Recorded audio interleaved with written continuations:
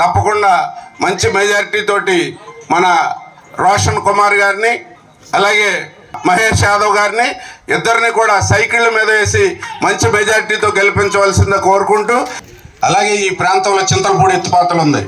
అందరూ కూడా 2 పంటలు పండుతాయి. చంద్రబాబు నాయుడు గారు 3,500 కోట్లు ఇచ్చి ఈ 70 కిలోమీటర్ల కాలంలో పోలవరం నుంచి ఎర్రగుంటపల్లి దాకా తవ్వారు. ఇక్కడ నుంచి ఏంపాడు మేనేజర్ కృష్ణా జిల్లా 50 కిలోమీటర్లు పూర్తయింది. మోటార్స్ బిగించారు, అన్నీ అయినాయి. కానీ ఈ 5 సంవత్సరాల్లో చింతలపూడి ఎత్తిపోతలు పూర్తి చేస్తాం అని శాసనసభలు ఇస్తే భద్రాచలం నుంచి రైల్వే లైన్ కొవ్వూరు వరకు ఇటు జంగారెడ్డిగూడెం మీదుగా ఈ లైన్ వేస్తామని పార్లమెంట్ సభ్యులు పెద్ద పనులు చేస్తామని ఇచ్చారు. కానీ ఆ ప్రక్రియ అంతా క్లోజ్ అయిపోయి 1900 కోట్లు నబార్డ్ నుంచి రుణం ఇస్తే ₹1 కాలువలకు కానీ నీళ్ళకు కానీ ఖర్చు పెట్టకుండా దాన్ని వేరే వాడేస్తే దరిమిల చింతలపూడి మండలం మొత్తం కృష్ణా జిల్లా కానీ దరిదాపు 3 లక్షల ఎకరాల పంటలు చేతికొచ్చే ముందు ఎండిపోయింది. అది ఈ ప్రభుత్వం చేసిన నిర్వాహకం.